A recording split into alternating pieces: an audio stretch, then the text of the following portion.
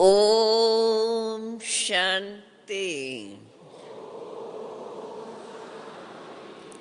ओम शांति। ओम शांति।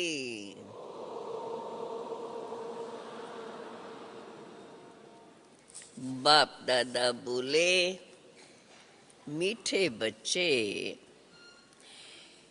विजयी रतन बनने के लिए पहली बात, जीते जी मर करके देही अभिमानी बनकर बाप के गले का हार बनने का पुरुषार्थ करो। जीते जी मरकर फिर देही अभिमानी बनकर बाप के गले का हार बनने का पुरुषार्थ करो। अब इसी नशे से, इन्हीं भगवानों वाच्य से बाबा के महावाक्य सुनते रहना। प्रश्न है, स्वदर्शन चक्र का राज स्पष्ट होते हुए भी, स्वदर्शन चक्र का राज क्या है? अनादि ड्रामा बना हुआ है जो हर कल्प रिपीट होता ही रहेगा। बना हुआ है और जो बना हुआ है वो जरूर होना ही है। तो प्रश्न है, सृष्टि चक्र का राज स्पष्ट होते हुए भी ये बाबा ने समझाया है, फिर भी बच्चों में धारणा नंबरवार होती है, ये क्यों? बाबा ने कहा है क्योंकि ये ड्रामा तो बहुत कायदे अनुसार बना हुआ है। ब्राह्मण ही तो 84 जन्मों को समझ करके याद कर सकते हैं, लेकिन माया ब्राह्मणों को ही याद में विघ्न डालती है, जो घड़ी घड़ी योग तोड़ देती है। अगर एक समान धारणा बन जाए तो सब सहज पास हो जाए, फिर तो लाखों की माला बन जाए। इसलिए राजधानी भी तो स्थापन होनी है, तो राजधानी बनने के कारण नंबरवार ही धारणा होती है। परंतु हम हर एक को अपने लिए लक्ष्य क्या रखना है? हाँ, नंबर 1 बनने का पुरुषार्थ। मुरली में गीत, मरना तेरी गली में, जीना तेरी गली में। बाबा कहते हैं बच्चों ने गीत तो सुना, ये है मरजीवापन का जन्म। मनुष्य जब शरीर छोड़ते हैं तो उनके लिए दुनिया मिट जाती है, क्योंकि आत्मा अलग हो जाती है। तो जब आत्मा शरीर से निकल जाती है तो जो भी संबंध, न मामा न चाचा, कुछ भी नहीं रहते। कहा जाता है फलाना मर गया, अर्थात आत्मा जाकर के, मनुष्य से समझते हैं आत्मा जाकर के परमात्मा से मिली। वास्तव में कोई जाते नहीं है, आत्मा कोई परमात्मा के पास जाके मिलती नहीं है, परंतु मनुष्य समझते हैं आत्मा वापस गई, चली गई, जहां से आई वहां गई, अर्थात ज्योति ज्योत में समा गई। अभी बाप बैठ करके तुम बच्चों को समझाते हैं, ये तो तुम बच्चे जानते हो, आत्मा को तो पुनर्जन्म लेना ही होता है। पुनर्जन्म को ही तो जन्म मरण कहा जाता है, एक शरीर छोड़ के दूसरा लेना।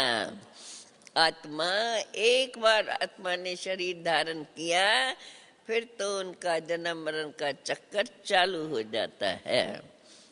अंत में जो आत्माएं आती हैं हो सकता है कोई आत्मा ऐसी भी हो जिसको केवल एक ही जन्म लेना पड़े, बस फिर तो वो जन्म छोड़कर वापस चली जाएंगी।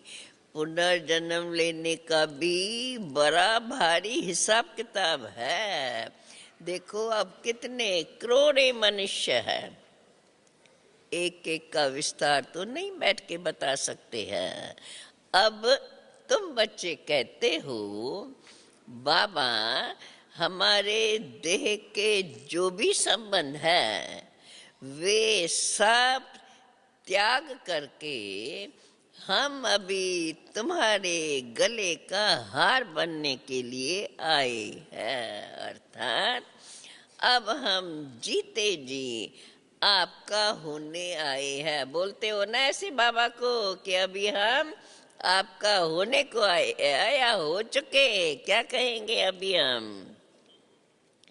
बाबा कहते हैं पुरुषार्थ तो शरीर के साथ ही करना पड़ता है, अकेली आत्मा तो पुरुषार्थ नहीं कर सकती। तो बाप बैठ कर के समझाते हैं, बाप जब ये रुद्र ज्ञान यज्ञ रचते हैं तो वहाँ शिव का चित्र बड़ा मिट्टी का बनाते हैं।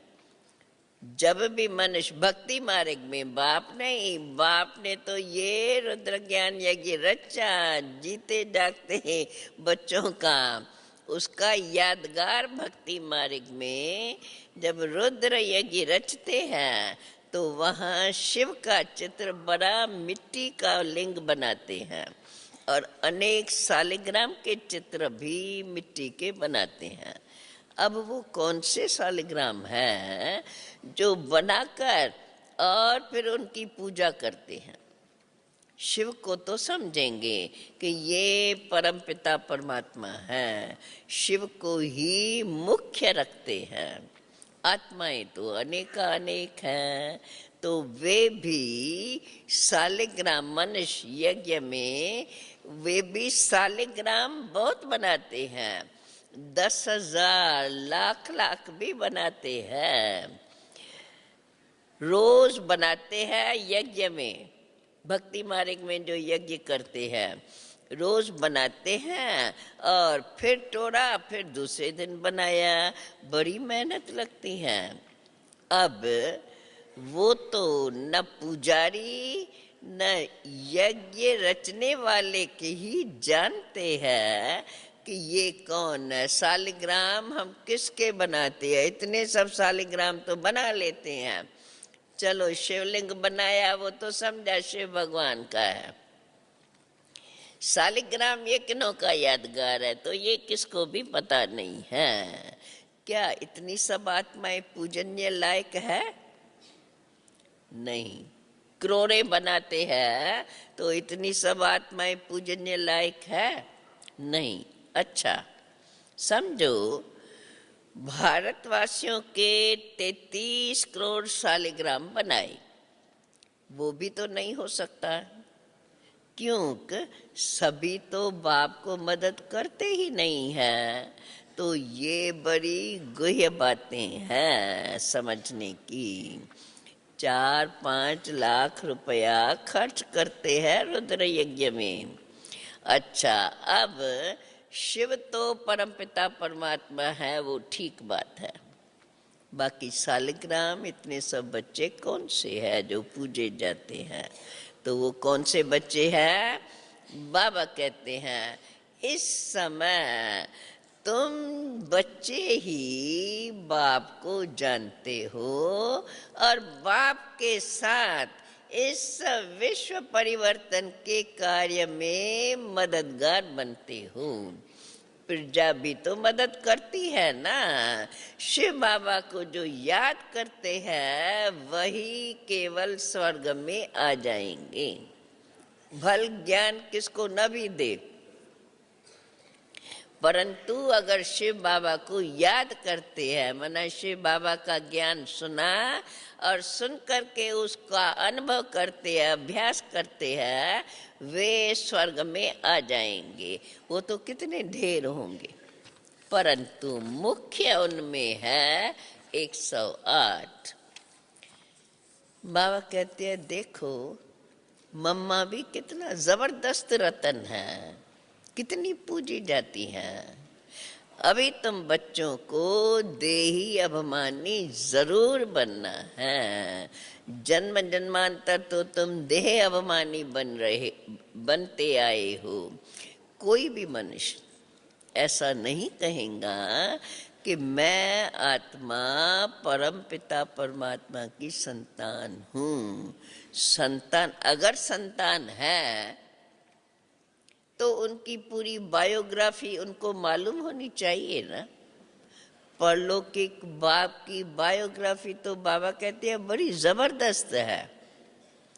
तो बच्चे कहते हैं बाबा अभी हम जीते जी मर करके आपके गले का हार जरूर भरेंगे।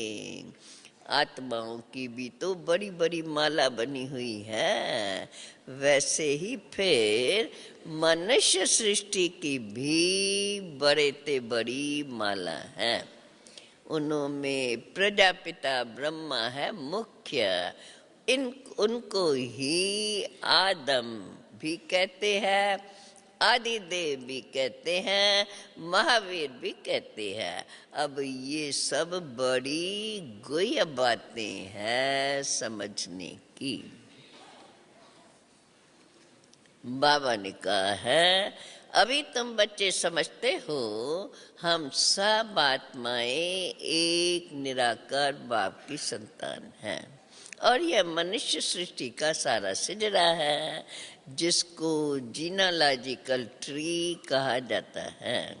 जैसे सरनेम होता है ना, अग्रवाल, अग्रवाल या ऐसे ऐसे और भी सरनेम होते हैं। तो उनके बच्चे पोतरे पोतरियां जो भी होंगे सब अपने को अग्रवाल ही कहलाएंगे। सिजरा बनाते हैं ना, एक से फिर बढ़ते बढ़ते झाड़ बड़ा हो जाता है। जो भी आत्माएं हैं वो शिव बाबा के गले का हार है, वो तो अविनाशी है। प्रजापिता ब्रह्मा भी तो है, शिव बाबा भी अविनाशी है, आत्माएं भी अविनाशी है। प्रजापिता ब्रह्मा भी तो है। नई दुनिया कैसे रची जाती?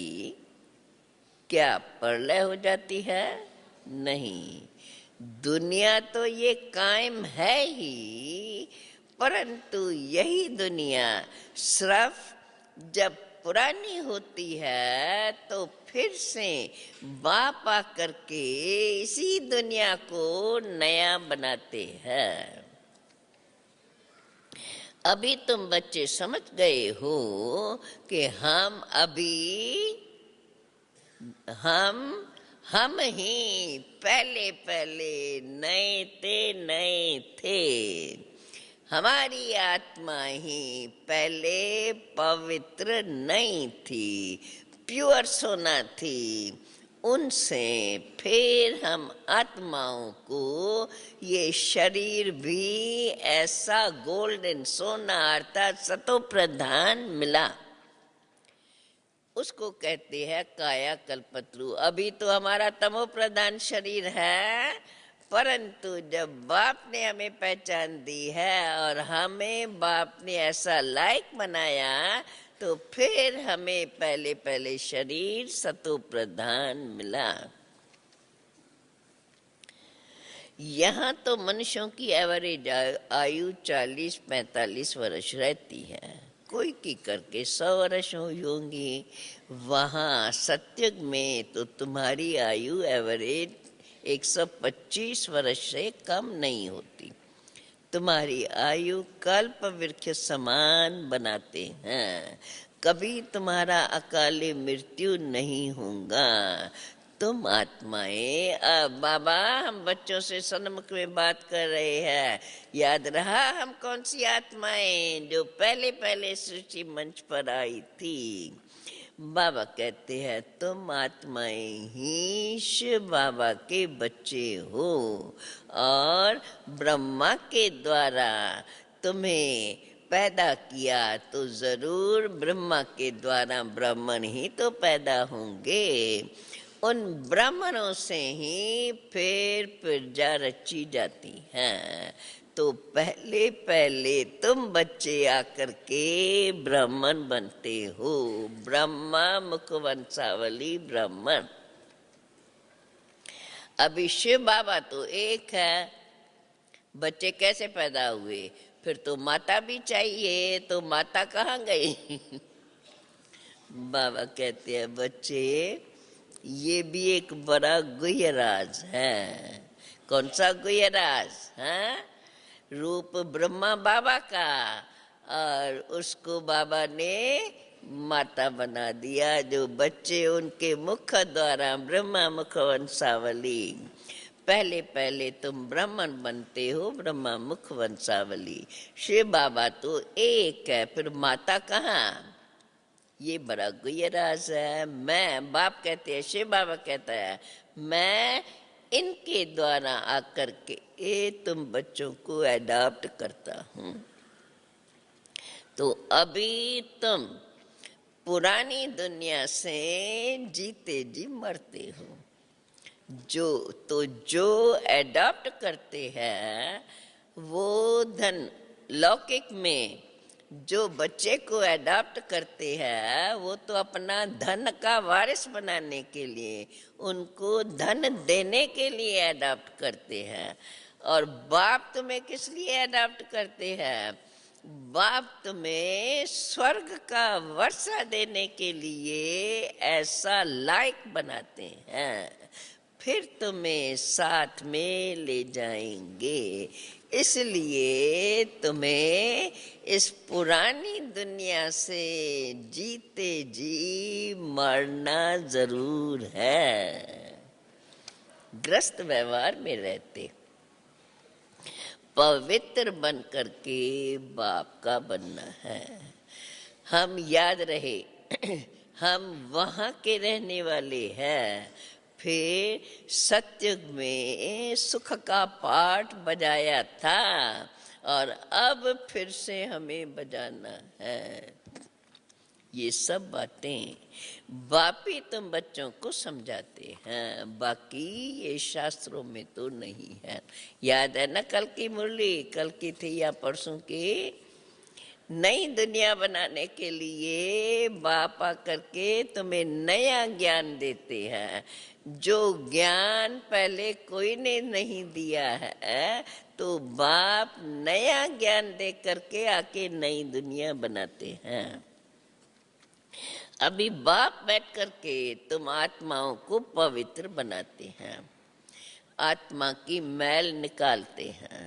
तुमको कैसे नई दुनिया बनाता है? पुरानी में रह के आत्माओं की मैल निकालते हैं। अब तुमको ज्ञान का तीसरा नेत्र मिलता है। मनुष्यों ने तो फिर भक्ति मार्ग में टीजरी की कथा बैठ के बनाई है। वास्तव में बात है सारी अभी यहाँ की। तुमको ब्रह्मांड से लेकर के बाप ने तुमको ब्रह्मांड से लेकर के सारी सृष्टि के आदि मध्य अंत का सारा समाचार समझाया है। बाप एक ही बार आकर के ये सारी बातें समझाते हैं। सन्यासी तो बेचारे पुनर्जन्म लेते ही रहते हैं। बाप आया, तुम बच्चों को पढ़ाया, बस एक ही बार आते हैं और तुम बच्चों को एक ही बार में सारे सृष्टि ड्रामा चक्र के आदि मध्य अंत की नॉलेज दे करके ऐसा पावन बना लेते हैं। बस फिर ये तो हो जाती है सब नई नई बातें। शास्त्रों में ये बातें है ही नहीं। तो ये भगवान के पढ़ाने का ये कॉलेज बहुत बड़े ते बड़ा कॉलेज है। इसमें फिर कायदा है, एक सप्ताह अच्छी रीत इन बातों को समझना पड़े। इसलिए भट्ठी में बिठाया जाता है। जैसे गीता का पाठ अथवा भागवत का पाठ भी एक सप्ताह रखते हैं ना, भक्ति मार्ग में भी ये किस प्रकार से नियम बना हुआ है। तो 7 रोज भट्ठी में जरूर बैठना पड़े। बाकी विकारी तो सभी मनुष्य है, भले सन्यासी घर बार छोड़ करके निर्विकारी बनते हैं, फिर भी जन्म तो विकार से ही लेकर के फिर निर्विकारी बनने के लिए सन्यास करते हैं। कई तो पुनर्जन्म को भी मानते हैं, क्योंकि मिसाल देखते हैं सन्यासी भले शरीर छोड़ते हैं तो कई ये मानते हैं कि वे भी फिर पुनर्जन्म लेते हैं। कि कैसे मानते हैं? मिसाल देखते हैं, कोई बहुत वेद शास्त्र पढ़ते पढ़ते शरीर छोड़ते हैं तो उन संस्कारों को अनुसार ही फिर जन्म लेते हैं। तो छोटेपन से ही शास्त्र अध्ययन कर लेते हैं, जन्म ले, अपने को अपवित्र समझ फिर पवित्र बनने के लिए सन्यास करते हैं। बाबा कहते हैं तुम बच्चे तो एक ही बार पवित्र बन करके देवता बन जाते हो, तुम्हें बार बार पवित्र बनने का पुरुषार्थ नहीं करना पड़ता है। एक ही बार बाप आकर के तुम्हें ऐसा पुरुषार्थ कराते हैं, एक ही बार के पुरुषार्थ में पवित्र देवता बन जाते हो।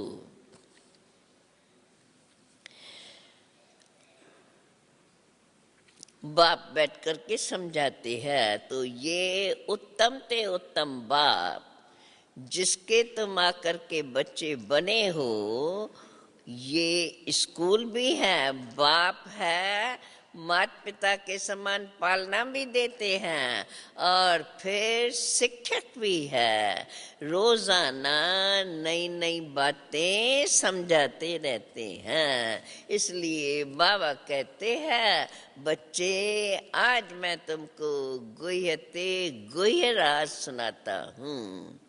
अगर नहीं सुनेंगे तो फिर धारणा कैसे होंगी? अभी बाप बैठ के तुम बच्चों को समझाते हैं, बच्चे अभी तुम मेरे बने हो तो क्या पुरुषार्थ करना है? पहला शरीर का भान छोड़ दो। मैं अभी गाइड, बाप कहते हैं मैं गाइड बन करके आया हूँ तुमको अपने साथ वापस ले जाने के लिए। अभी तुम हो पांडव सेना, वे तो सब है जिस्मानी पंडे जो जिस्मानी यात्राएं कराते हैं, और तुम हो रूहानी पंडे। तुम्हारी है ये रूहानी या आत्मा की यात्रा। उन्होंने तो पांडवों को हथियार दे करके युद्ध के मैदान में दिखाया है। अभी बाबा कहते हैं अभी तुम बच्चों में ऐसी ताकत चाहिए, आगे चल करके तो बहुत होते जाएंगे। देखो शुरू में क्या थे, जबकि बाबा की ये मुरली है तब क्या थे, और अभी कितने बड़े हैं और भी आगे बढ़ते जाएंगे। तुम्हारी है ये रूहानी यात्रा।